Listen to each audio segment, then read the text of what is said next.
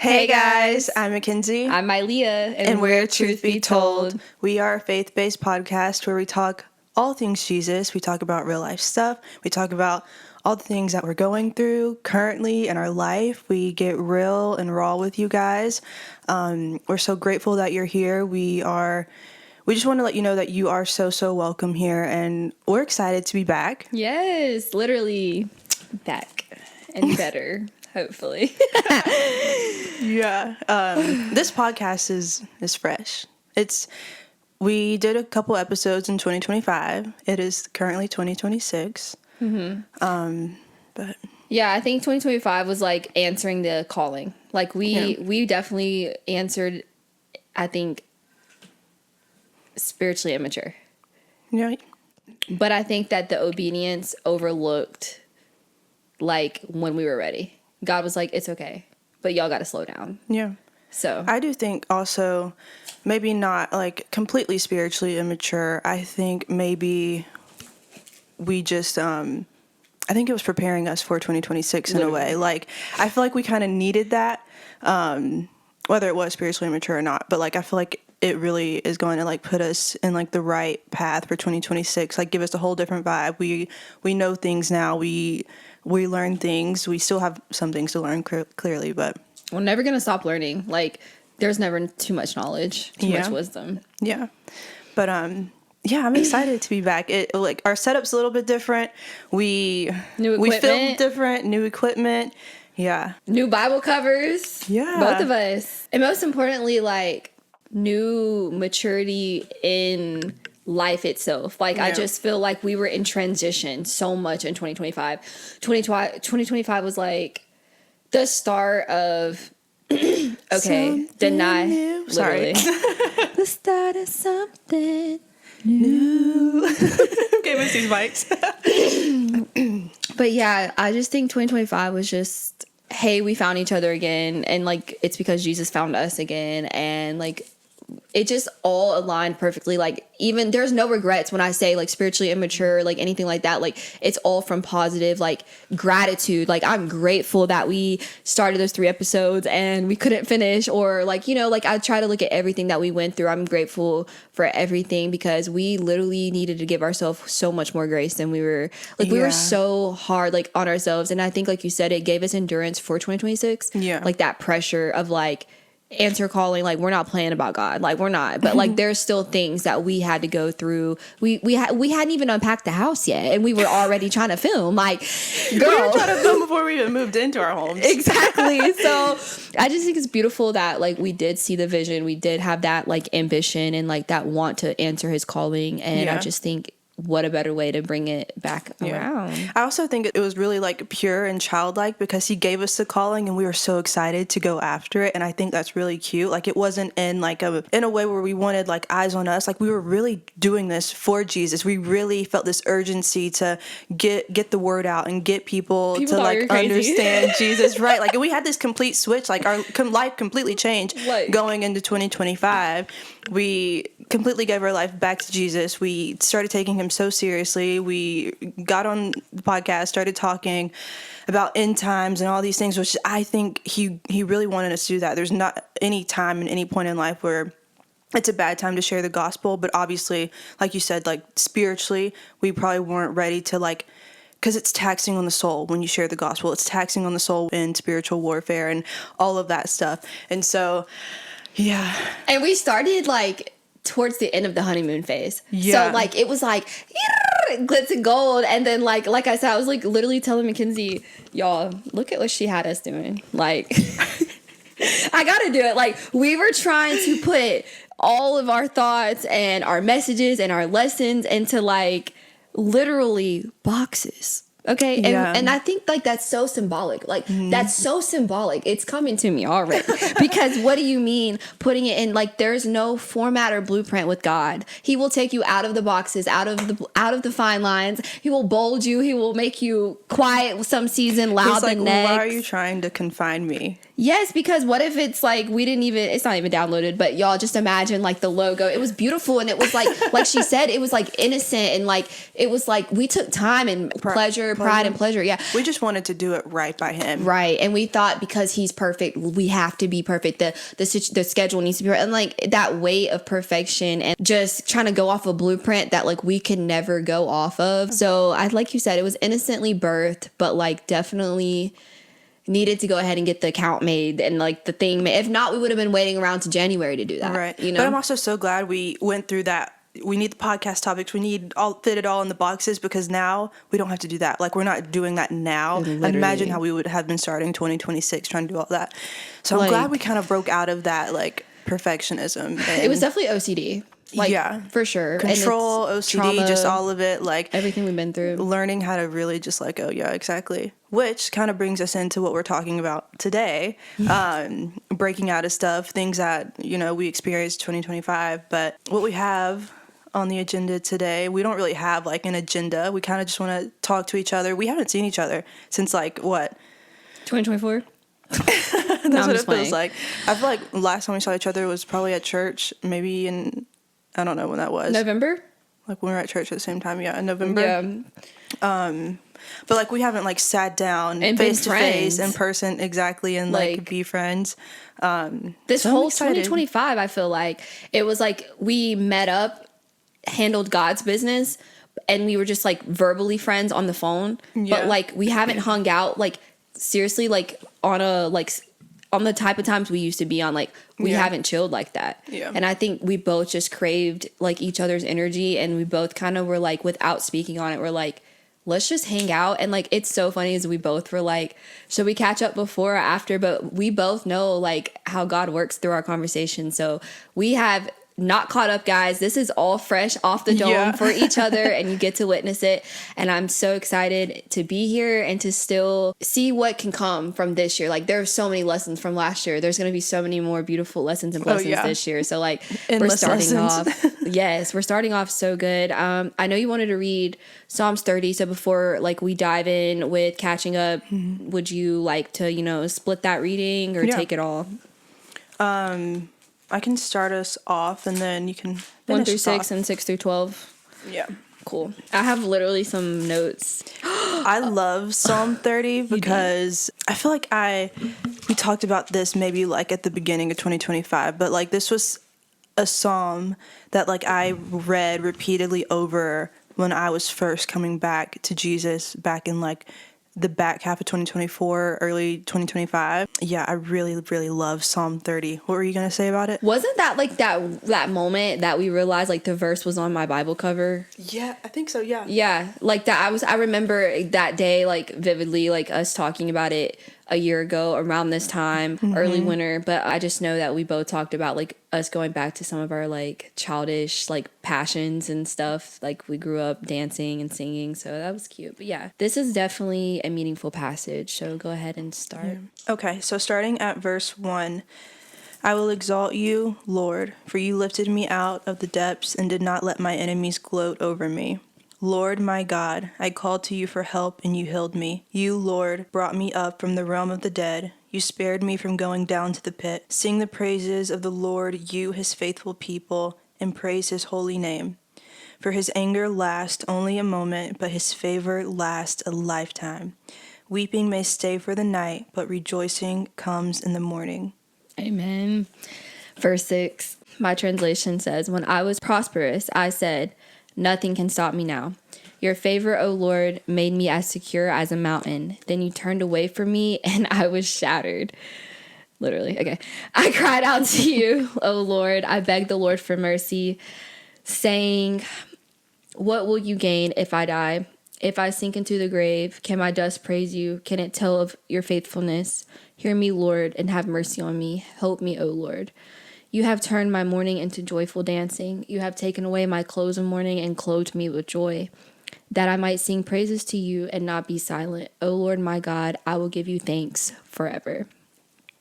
I love it. I love it too. That's just like, that should be like our little bestie verse, like Psalms 30. Like I really love this because it shows his faithfulness, but like it also reminds us of like what we were going through before 2025, but also the things we went through in 2025, and how he continues to like lift us out, how he doesn't let the enemy and the darkness like take control over our life. He steps in, he comes in. Holy Spirit just kind of like floods our life time and time again, no matter how many times we fall, no matter how many times we are struggling with perfectionism or struggling to accept his grace, because sometimes when we do make mistakes, it can be hard. Self-sabotage. Yeah, to self-sabotage, to sit in shame, to do all those things. And yeah, I think it's just really beautiful. It kind of like starts out with, you know, all the like the hard parts, but also like it finishes with restoration. And It's literally like a breaking point. Like, I got so dark, I called out on you, you came and saved me, we grew together, boom, you gave me a chance to spread my wings, I fell, you came back, you never left me, and I know from here on out, because of your grace, you're never going to leave me. Yeah. And it's literally the birthing of new creation. When he says, you know, you have created a clean new heart, you are a new creation, your old self has died, the new one has came. Just like in that process of us both finding Jesus, like, yeah, 2024, like we were creeping out the darkness, but like we really didn't surrender and start like our serious walk until we got rebaptized, or like me for rebaptism. And like on top of that, we're like less than a year old in creation. Like, where's the grace? And like, I think David always like shows how merciful and graceful the Lord can be, because like he went through a lot. Yeah. And we've been through a lot. Yeah. And we're going to continue to go through a lot. Those hardships won't go anywhere, but what's so beautiful is when we have God on our side, we know, like you said, we're not going to stay there. That storm was going to come. Like, it's a mind thing. No, I agree. I love it. I could go on, and like how you were saying about just it kind of like reminding you of like how he is as a father, how he is so like gracious and merciful to us. Like in Psalm, I don't know what Psalm it is, but I just want to mention this because if you're listening to this and you might be like sitting in shame right now, or you're sitting in guilt, or you just don't know how like God could look at you, or if like you're going through such darkness, or you're going through like you made a mistake or whatever, I just want to remind you of how much he loves you and how important it is for us as humans to remember that, because I know we can get in our own head, and I feel like you and me both need this just going into 2026. But I'm not going to read it right now, but like I encourage us honestly to like memorize this, but I encourage whoever is listening to this to just read Psalm 103. Read the whole thing. It really reminds you of how God is a father to us. Yes, he is a righteous judge, but he also is a loving father. And it just talks about how he's slow to anger, how he's abounding in love, how he's not always, going to accuse, all these beautiful things about how he loves us, how he forgives. And I think we just need to be reminded of that.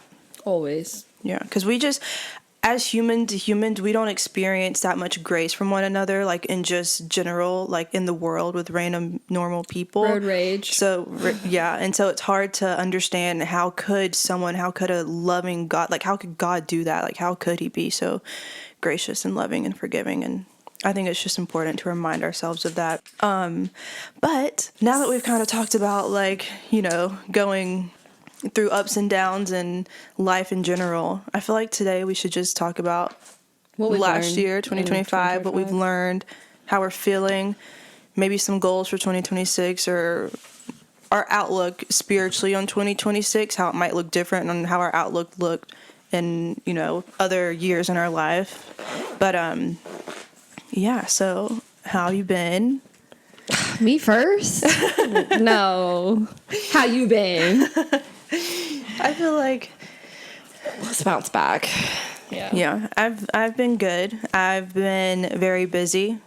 I've experienced a lot of change.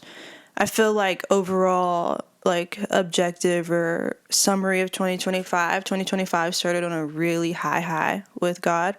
I was baptized in the Spirit in like January, baptized by water April. Those few months of 2025 was like rapid fire with God. rapid refining, rapid pruning, learning everything. But it was also really beautiful. I was like a baby in my faith, but like I was also like, it's a feeling you can't really explain. Like I don't know how, like I've tried to like No think of this words. in my head, but like I really can't explain it. But like the back half of 2025 was a lot of learning, a lot of patience, a lot of really leaning into God and like understanding what He wants from my life. I've learned a lot about that when it comes to me being a business owner, like what that really means, to rely on Him. And I don't just mean that in like the financial sense, like obviously, yeah, but also like even like just like small, like day to day decisions when it comes to like running a business, but also like everything about being a mom and motherhood. Yeah, so I feel like just like the beginning of 2025 was a lot of just like learning. I was still like in the honeymoon phase, baby phase of this walk with Jesus, and then the back half was a lot more of like putting it into action, like actually really seeing it, just like in my day-to-day life. Everything that He had taught me, everything that I was reading and learning. Because it's one thing to have head knowledge of the word, it's another to put it in action, I think. Because you could say you believe all day long, you say you trust God all day long, but until you're like put in that position to actually believe in Him and to actually trust in Him, it's different. Yep. You ain't lying. I love that. I think from what you said to me, like even though we haven't been hanging out, we're still close. We still Right. check in. So like I can definitely see that lining up with what I've witnessed, and I'm proud of you, and you're glowing and growing, and you have to go through it to grow through it. So like all your lessons and everything as a friend, a partner with this, like you really make me proud. Like I'm so proud of you. Like it's Thank you. beyond. And I know that there's like mind wars and like you're always quieter with like what is bad and darker for you. And I don't probably know everything, but I do know the way you're carrying it is different because you're carrying it with the helper this time. Yeah. Like I don't sense like I like these urges that like I need to hug you before you feel like nobody else loves you. You know what's like crazy about that? Like I was praying a few weeks ago about what you just said, like how like I can sit with things in my mind. And I had remembered, I think we were outside of church one night or one day, and you were like, I could tell something's bothering you. Like, why don't you talk about it? And like I was in my prayer time with God. I'm like, why do I do that? Like He was giving me grace in a sense, but He was like, it's because what you do is you sit with these things in your mind, but you sort it out with me first before you speak on it and start to feel the things you speak, because you might speak on something and that might not really be how you feel. That might not be how I want you to feel. As your father, like I might speak on something too soon and make myself even more angry. And so being like slow to speak, knowing my own personal boundaries when it comes to what I'm going through, what I do need to speak on, what I need to talk to God about, what I need to sort those things out with first. Like that's been a learning thing, but like I've also had to teach or like let myself know that that's not something like wrong, because before I remember like earlier, maybe like when I was a little bit younger, like if I would speak too soon, I would kind of like put myself in the shell where it's like, why did I say that? Like, why did I feel like that? Like, I don't know. I don't know if I'm explaining that right, but I get what you're saying. Like, I'm taking it as what could be, like, what the devil tries to make for bad can easily be turned around for good. You don't allow the thoughts to be tormenting anymore because you're giving every thought captive and, like, taking it to God. Exactly. And God is, like, cleaning and removing. And then whatever you feel left over is, like, your true feeling. Yeah, exactly. It's like you're not overwhelming yourself with all these thoughts and just speaking on, like, stuff that might change in 2 days. Right. Yeah, because old me would bottle it up and then have a panic attack. But now, and lash out. Exactly. God literally, like you said, turned it into good. Exactly. So that's like sometimes that's an example right there, y'all. Like sometimes He doesn't change you. Sometimes He doesn't take things away. Sometimes we think that we have bad parts of ourselves, but He sees that as like a weapon in the spirit or like a tool to like help with being slow to speak and slow to anger. Because one of the things 2025 was teaching me was slow down and shut up. That was the motto. Like for 2026, I'm getting it on a shirt. Slow down and shut up.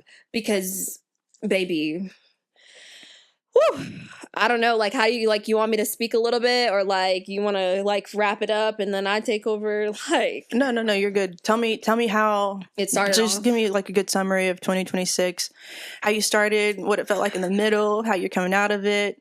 Okay.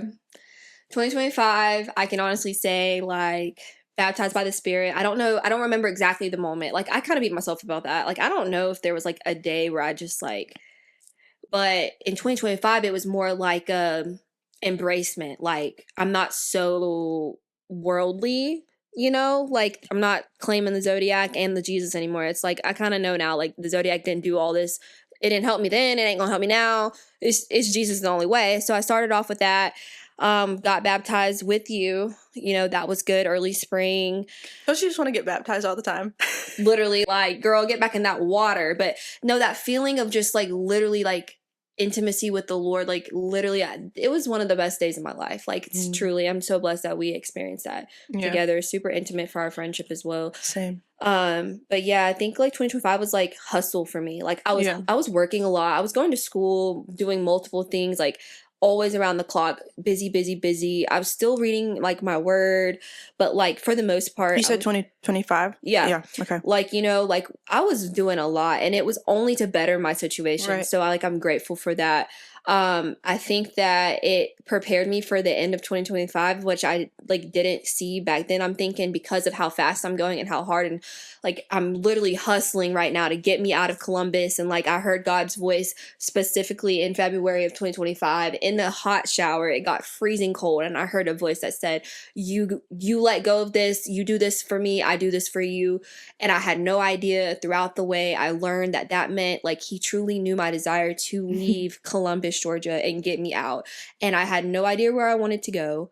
I mean, I had an idea because of 2819, but then like all that confirmation and stuff started coming early May, and like things were looking like no way possible to get up here. But then in June, now we're halfway into the year. I've like finished some schooling, like I've leveled up a little bit like in my career, and now it's time to prove to everybody that I wasn't crazy. Yeah. But everyone is still thinking I'm crazy because I don't think you're crazy. I know you don't, but everybody else still thinks I'm crazy because they're like, how do you move and you have all this happen to me?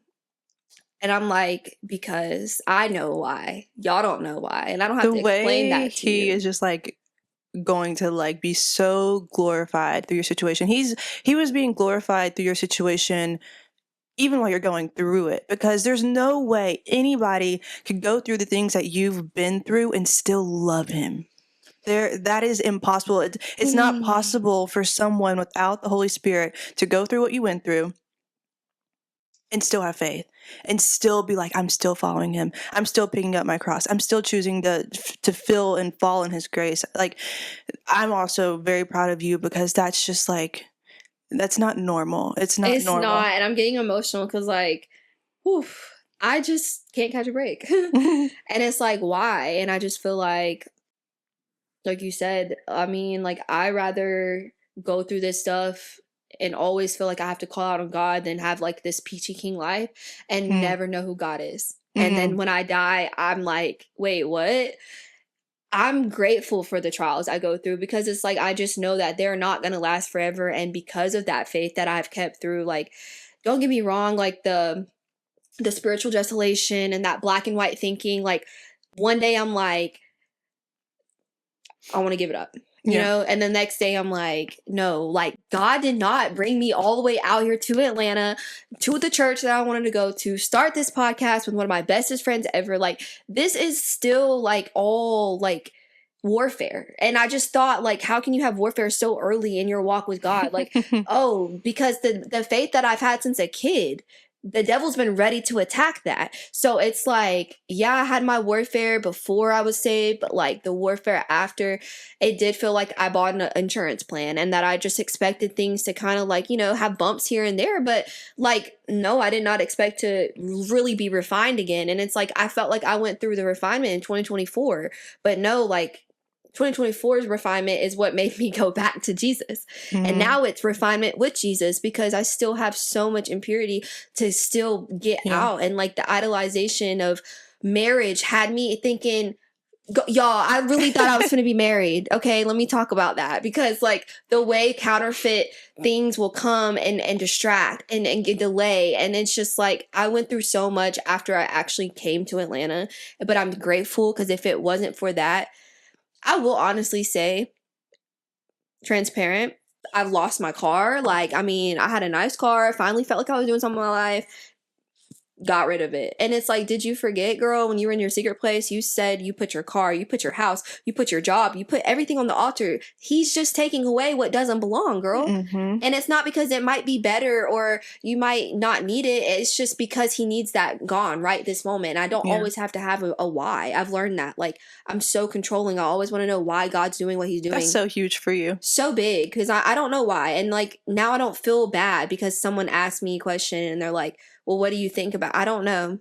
And I don't have to That think is about actually it. so huge for you. Literally. I'll be honest, I used to get a little nervous around you when you would be so obsessed with needing to know every answer for someone. Like, you had to be so like prepared, but it was doing something in reverse for you. It was just, I feel like it was doing more damage to you mentally than good, because you really weren't being in so many situations where you did have to know every single answer to everything all the time. You really just needed to know the To answers shut God up. was given to you.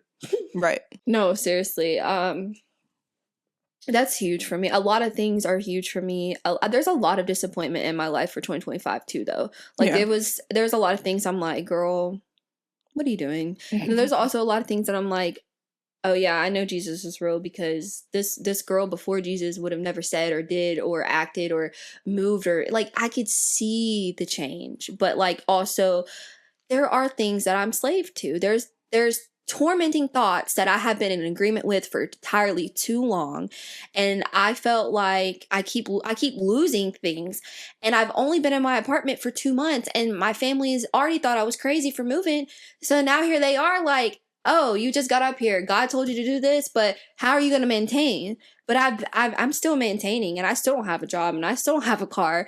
And I'm grateful because throughout, he's provided resources, whether that be a rental. You will always do that. Exactly, just like Psalms 30, like there was still some insurance there. Like, it might not be what you want, what you expect, but you're still able to get your kids to school. You're somehow, by the grace of God, blessings have been sent financially to me. My family's been set up financially to be able to help me again. Like, just to get me through this season, I needed to sit down. Like, I felt like God was like, you went so hard. Like, you were working so much.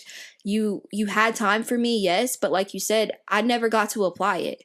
So now here I am sitting in the house for the first time in 4 years of my kid's life. I've never been a mom full time, and I've never experienced stay-at-home motherhood.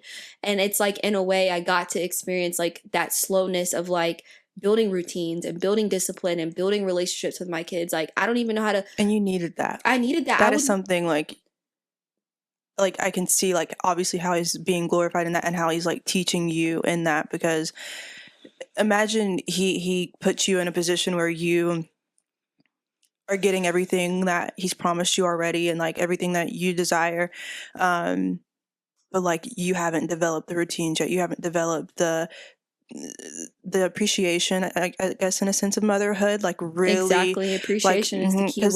Like, you would start building resentment towards that side of your life if you haven't like developed that first. And I already had so much resentment to motherhood, and a lot of it was because the bitterness that my baby father put me through. And like, honestly, by the end of 2025, I can proudly say, like, I've been delivered from bitterness with my baby father. Like, I genuinely look at him like he's a second cousin from the cookout. Hey, what's up? Cool. Get your kids.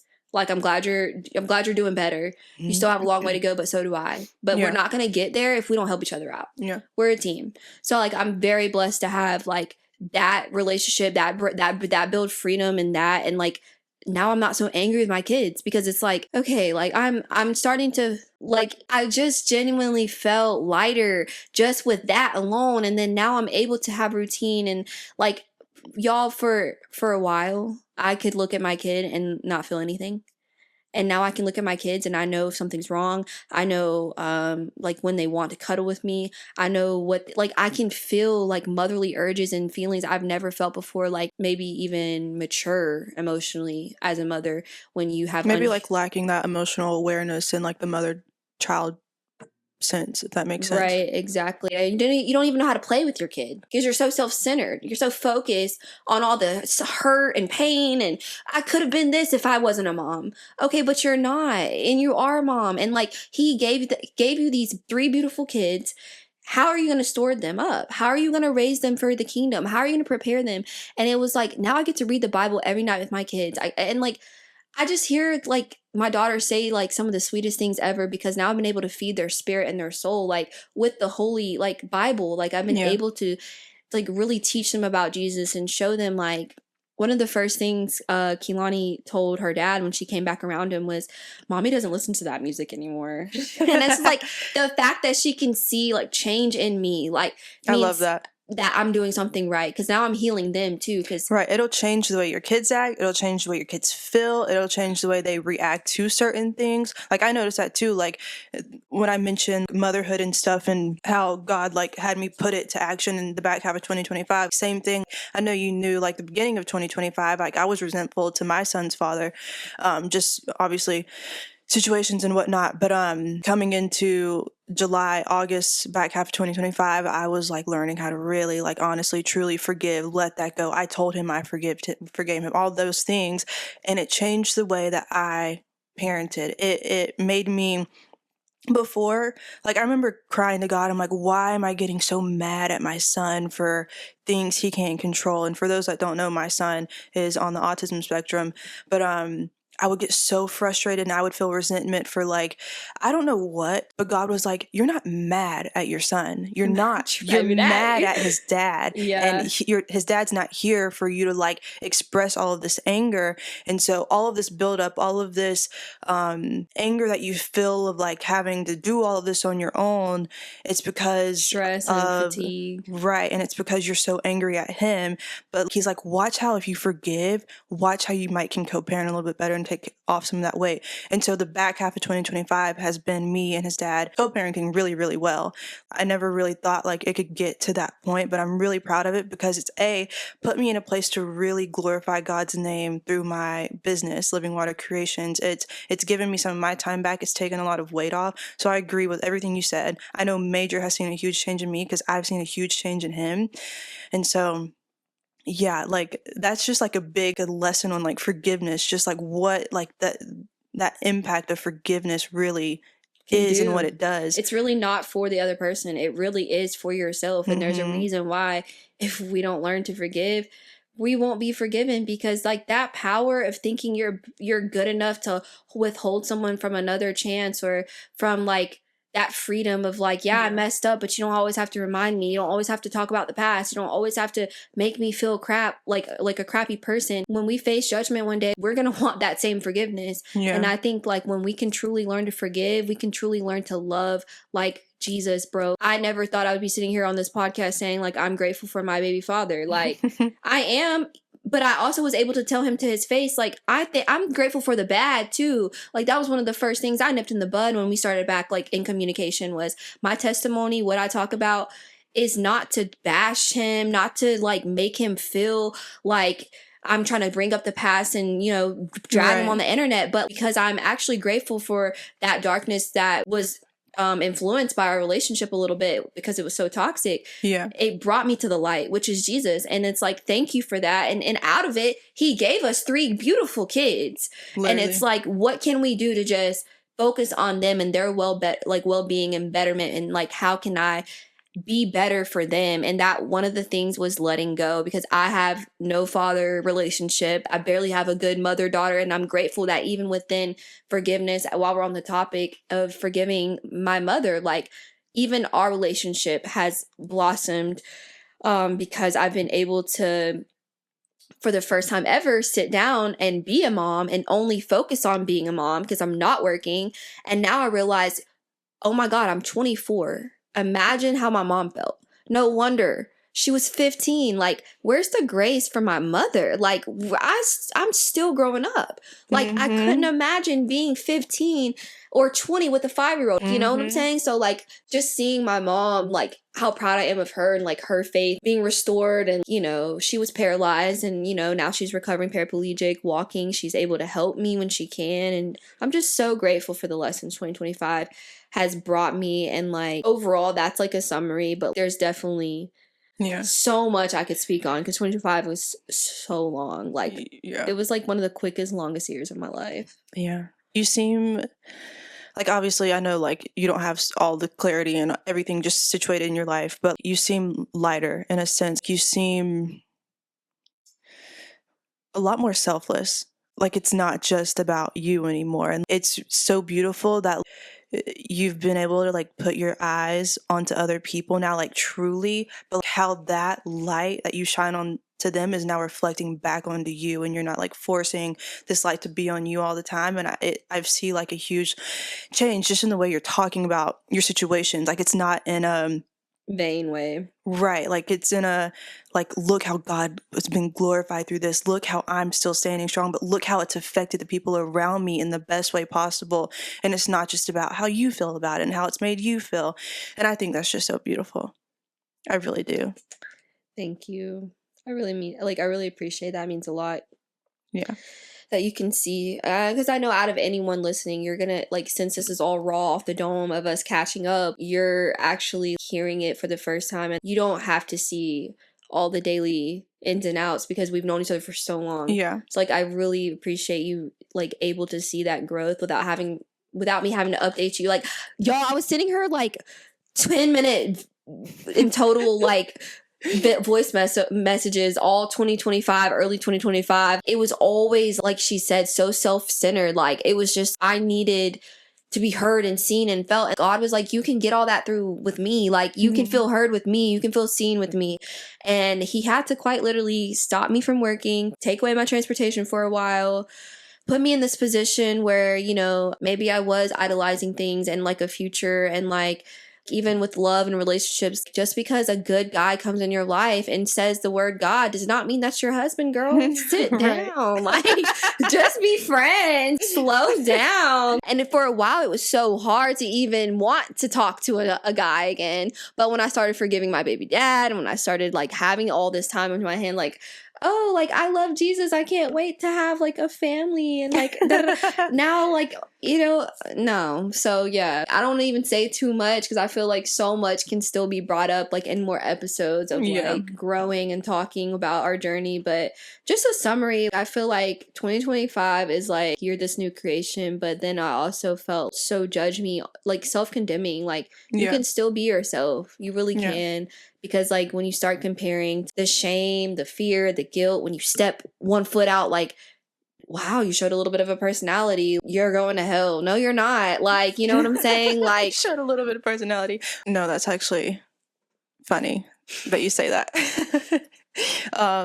Yeah, that was a huge lesson in 2025 too. Understanding, but I think that's also the beautiful thing in your walk, and I think everyone that truly comes to follow Jesus goes through that same thing. Like, in the beginning, it is almost so black and white, and I think we need that. I think without that phase, we probably would still be in the same cycles, right? So I think there's, like, a beauty to it, but it is also so funny how people can be so, like, what's the word? Is it pharisaical word? I just made that up. But being so, like, Pharisee-like in the beginning, not only to other people, but, like, to ourselves.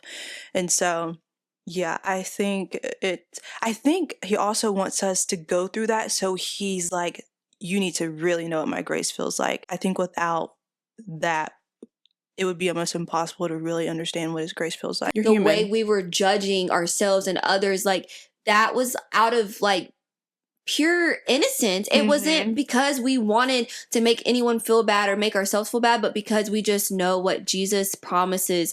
Like, we want everyone to experience eternal, you know, kingdom and have the relationship with Jesus and go to heaven and be saved. And we're just, like, so hard on ourselves and others that we learned throughout the way, like, I can't speak for you, but it pushed more people away than it brought more people closer. It wasn't until I was a little bit more humbled and refined and started going through those phases where I'm like, oh yeah, just because you calling on Jesus now and have this relationship doesn't mean you can't mess up, girl. Doesn't mean that you can't be in a season of being broke again. Doesn't mean like you can still, it can still be you. So like have grace for that person that might not understand yet. Yeah. Or like you might not even understand yet. There's still so much to learn. See, I think with my issue in the beginning, it wasn't so much where I was lacking grace for other people, because I was experiencing like supernatural things happen within like friendships where people were like, I really like love what you're doing. Like I want my faith to be like that. It was I just lost my train of thought. It was the fact that like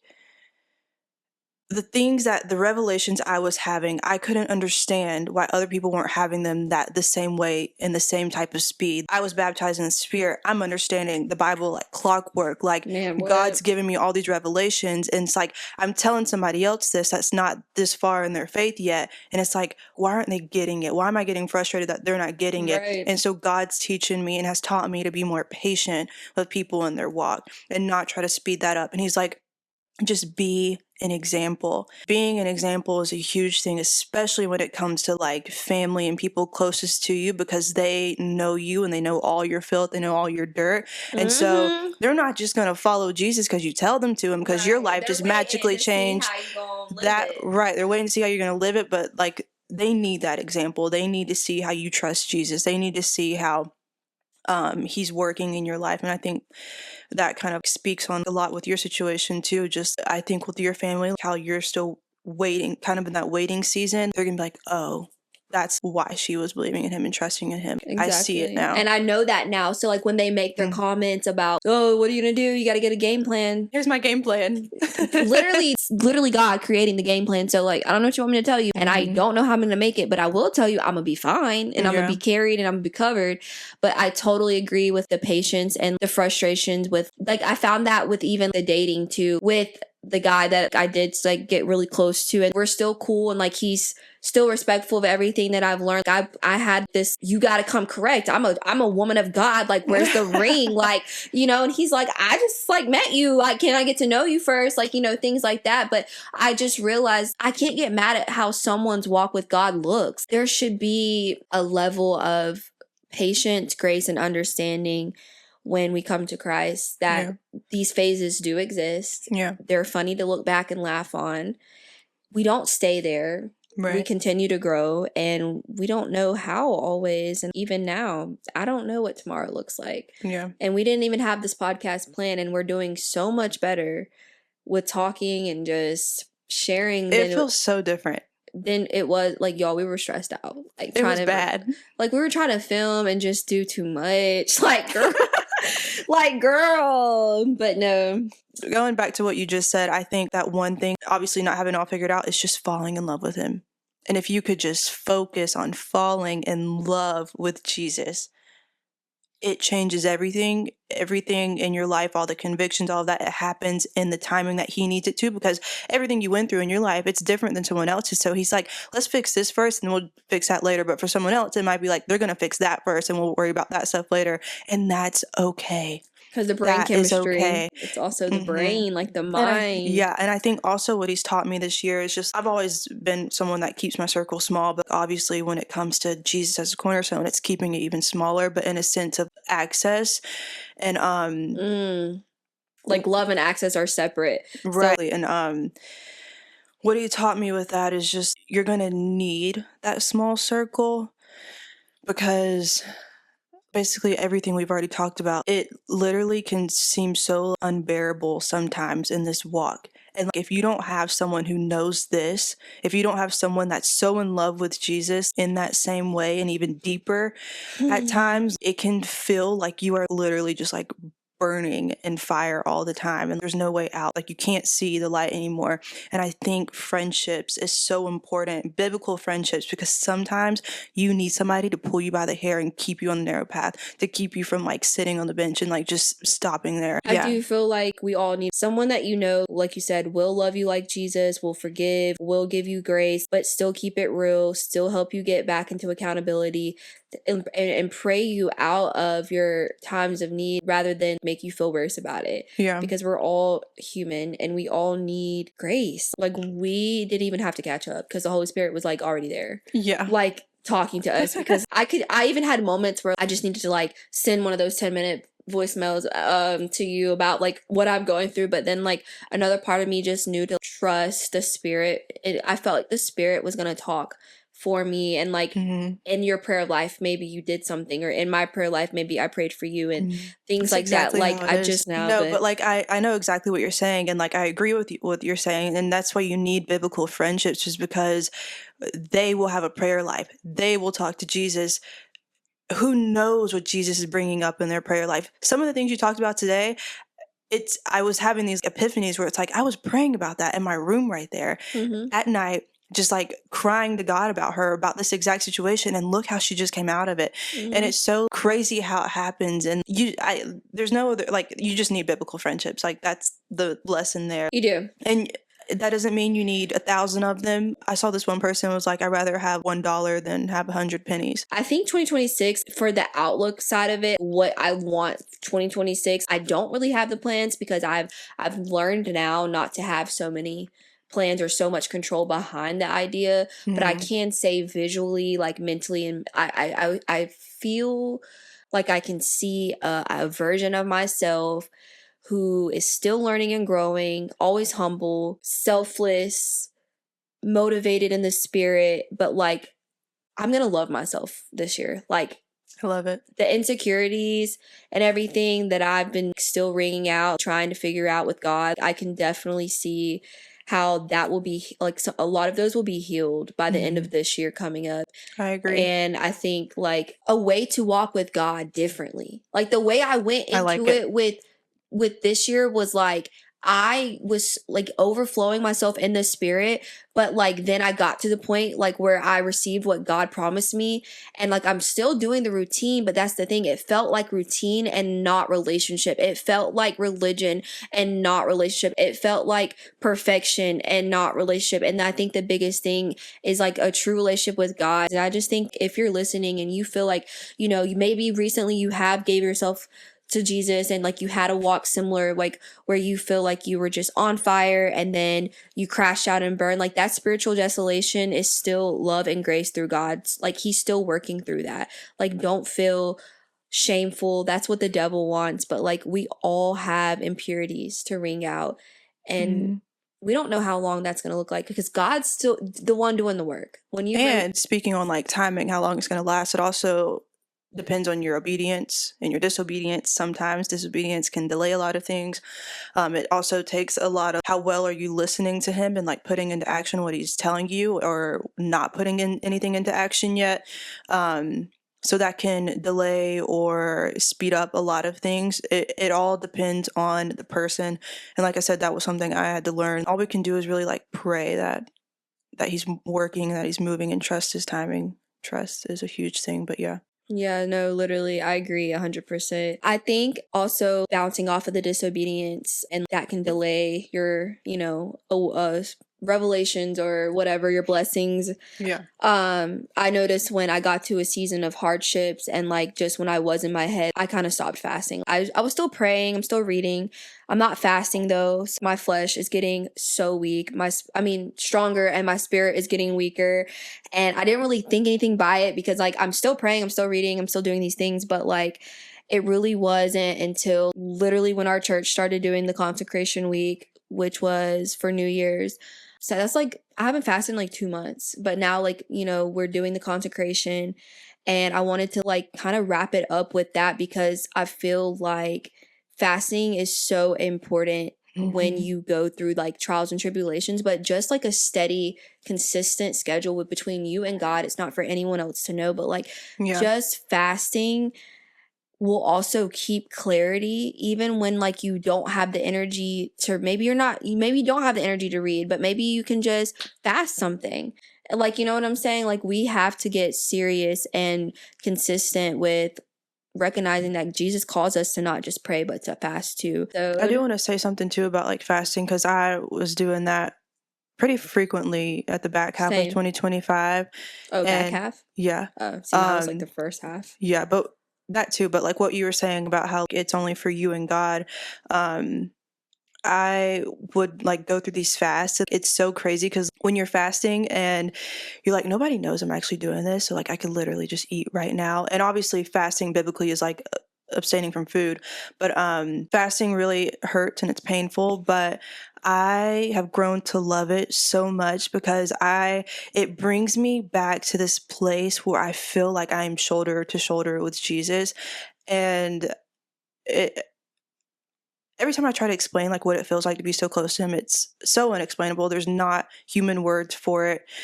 But when you fast, you will see God move in a way that is so like supernatural. Yeah, so like I remember like this one time, I think in November, I had fasted for 2 days. I didn't have any food for 2 days straight. I only did water. It was very, very painful. But I was praying for the both of us, and I was just praying and praying.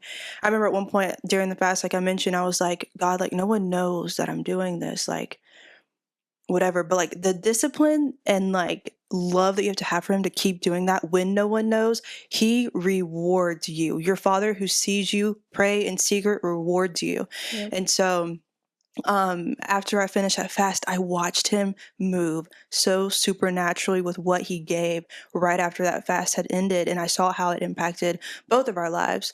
But Yeah, and I was gonna say, hearing you doing that with the timeline of what happened for us, there was something that taught me in that moment, and I don't even know if I mentioned that to you, but when you told me you fasted and I didn't know prior to the blessing, I was like, wow, when you have like biblical friends, sometimes like your obedience overflows into their life and it can reward and help sustain or improve or whatever impact positively on you someone else's. experience other people's favor. Exactly. And so like I experienced your favor from your obedience, and that definitely helped me. Like it was like a blessing. And I honestly, if you want me to be real, like that was probably when my mental health was at my most lowest, and I was just like so ashamed like of like being a failure and like feeling like I'm gonna be homeless again, like I'm losing everything. Like now I'm like stressed out and I'm wanting to just like give it all up and say forget it and just live for myself again.